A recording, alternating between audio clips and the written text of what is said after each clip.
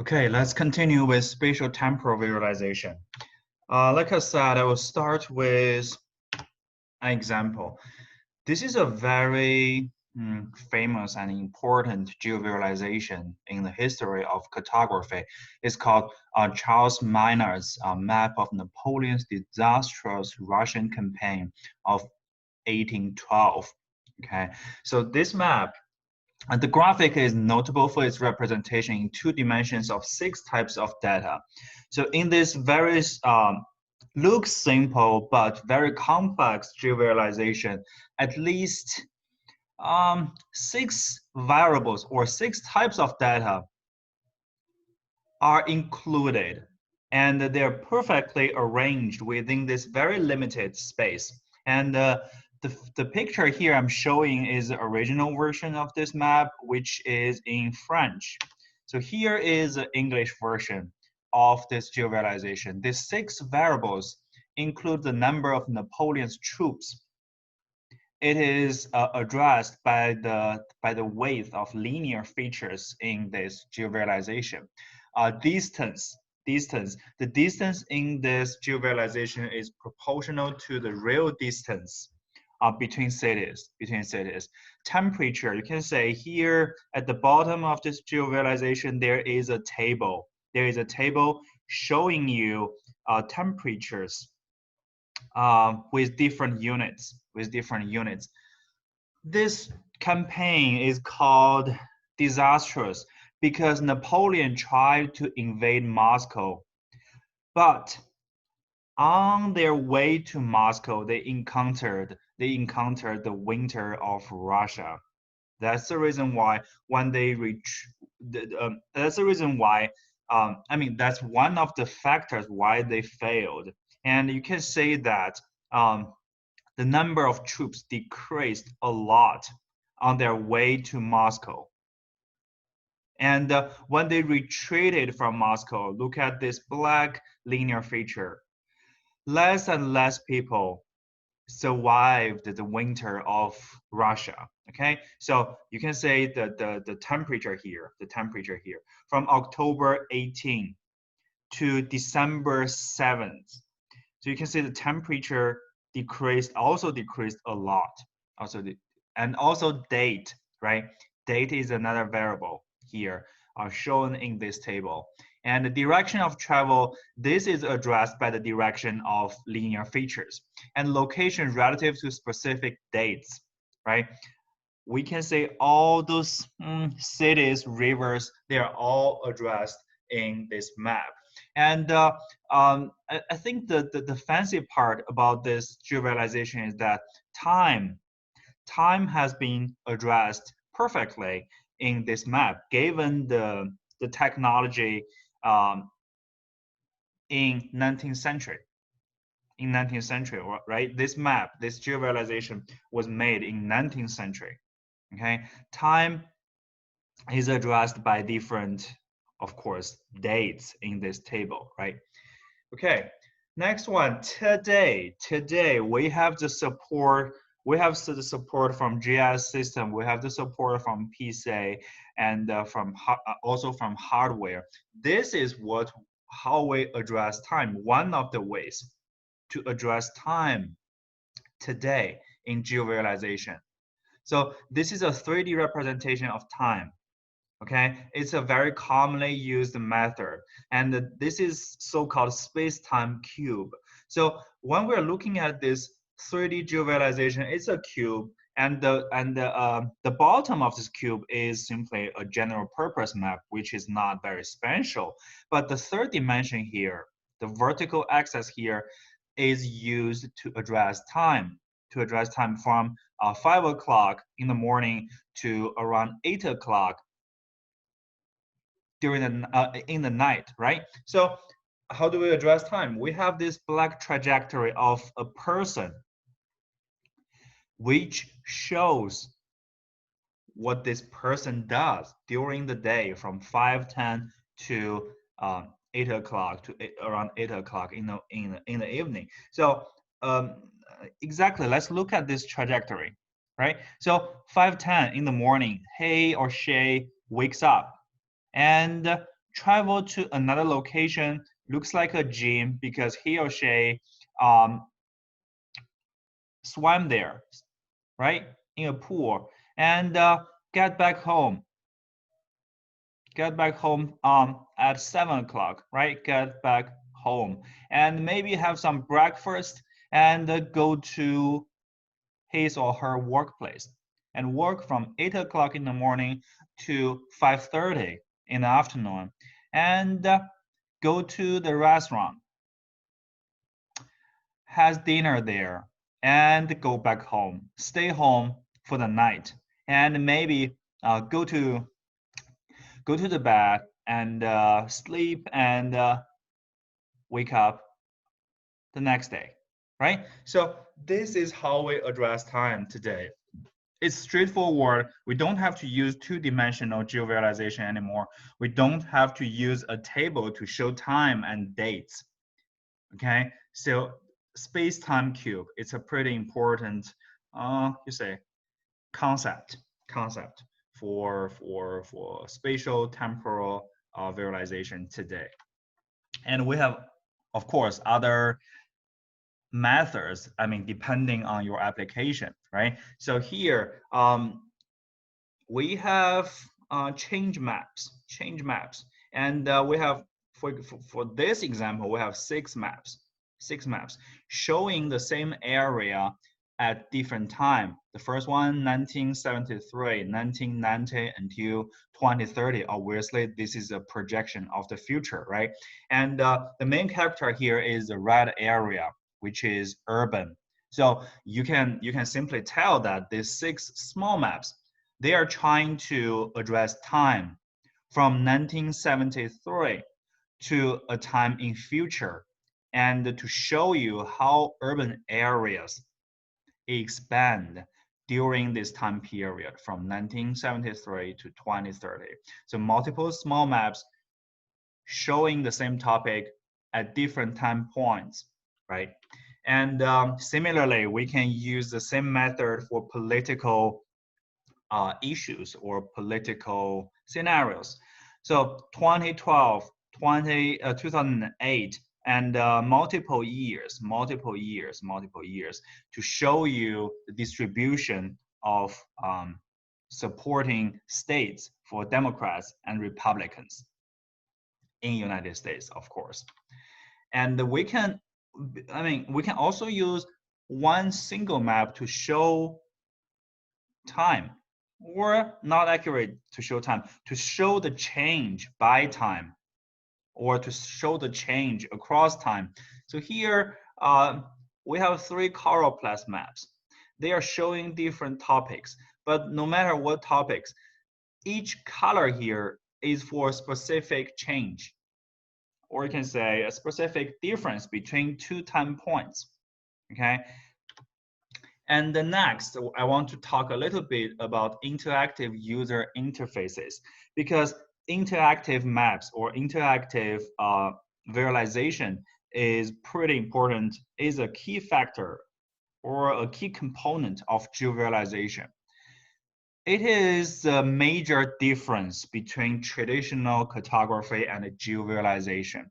And interactive means that the author of the geovisualization should create some types of interface to connect people and machine. When people gives an order or want to make a change to the geovisualization, the computer, the machine should respond to that change. Okay, and the purpose again is for visual exploration and communication, and the guided discovery I mentioned before. Remember the story map winner from Esri's competition. Story map is a type of interactive geovisualization, right? And because when you scroll down the whole story map, the geovisualization will change accordingly to show you different aspects, or to guide you to look at a specific issue from these different perspectives. Okay, and interaction is a key factor distinguishing geovisualization from traditional cartography, because we have the support from GIS system, from computer science.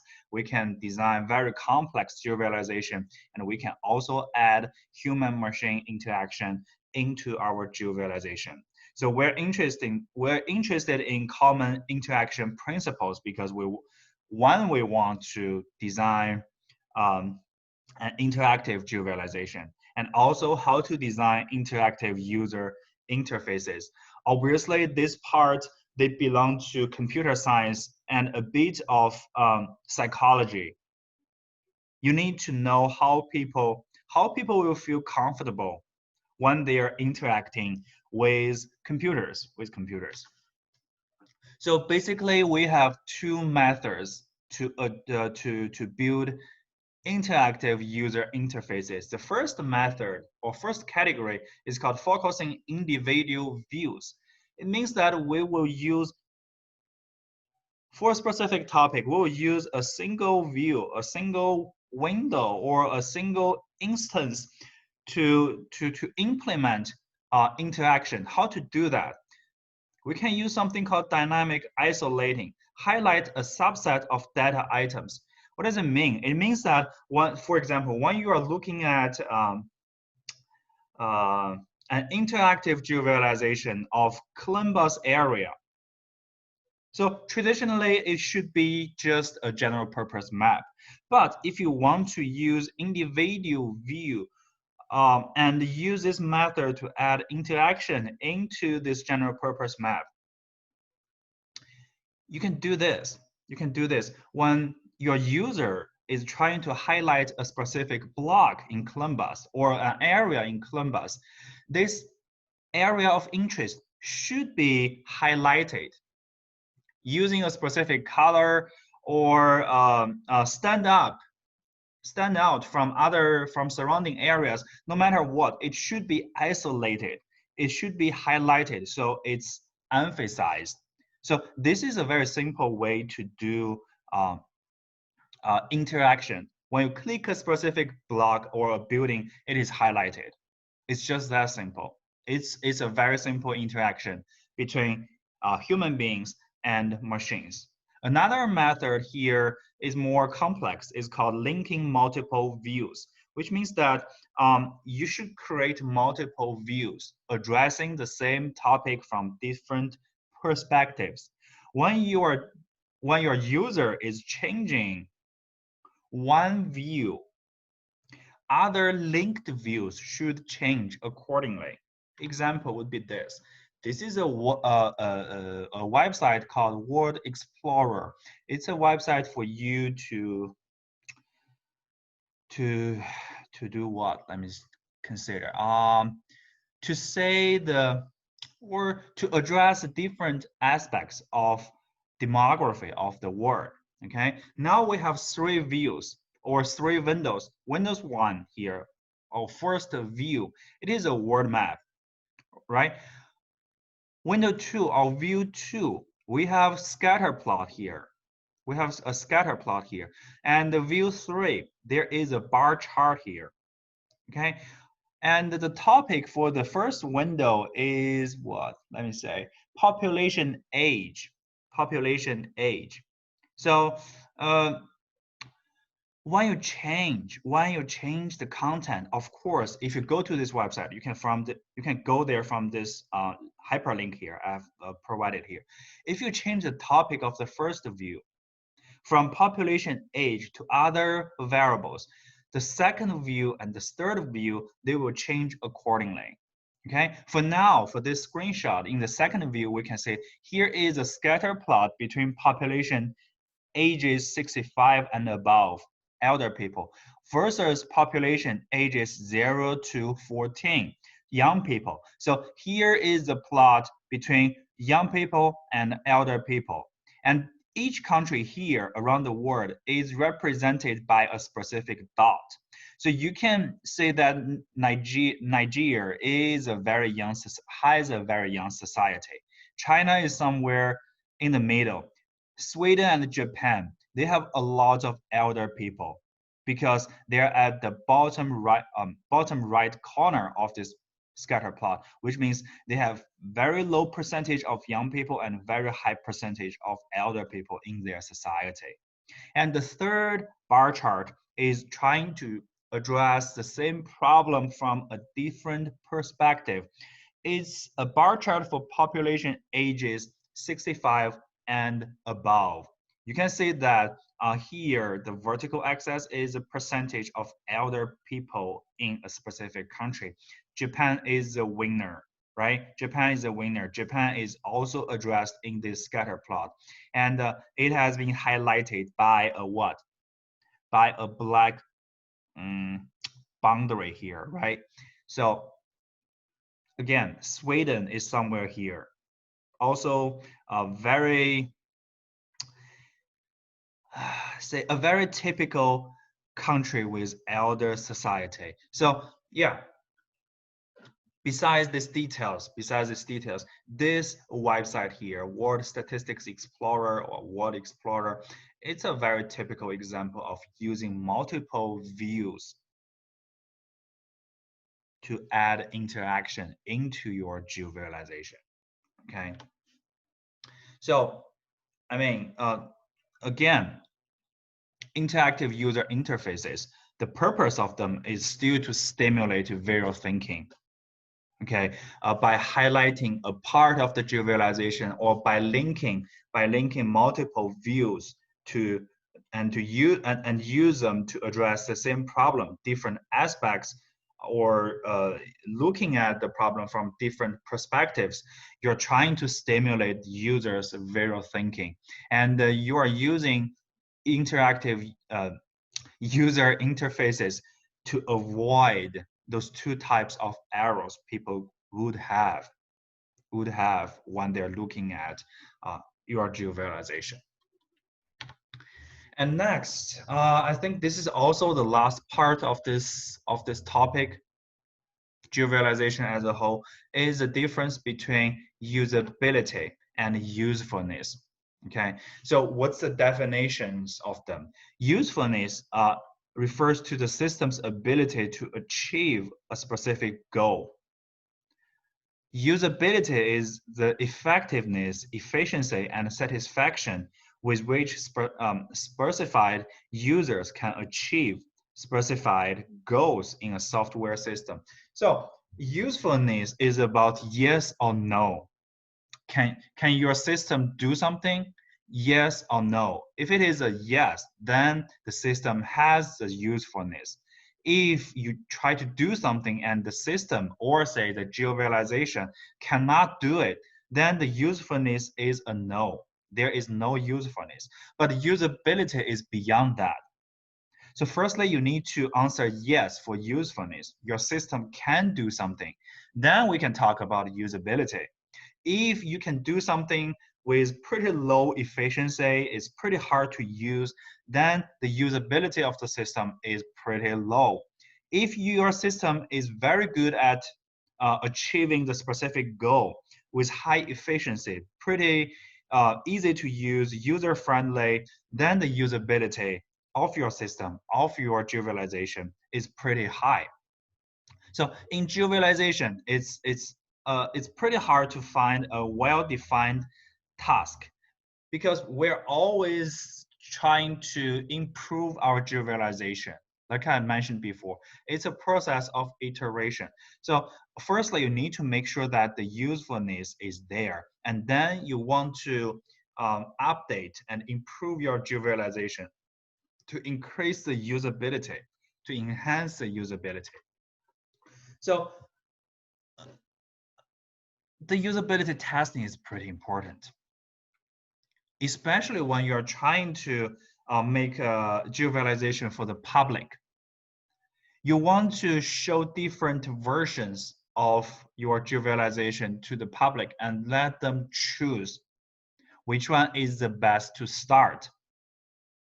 And then you start from that geovisualization, and when you update it, when you make it even more powerful, easier to use, and you publish your new versions again. and collect ideas, collect opinions, and then you update and improve again. So this is also the principle for general purpose software such as Windows today, right? 20 years ago, you cannot imagine that you can use internet to update Windows every several weeks or every month, because back then we didn't have the internet who can distribute software very efficiently. So there was a huge not huge, there was a stable version of Windows published, and you will use it. You will use it for years.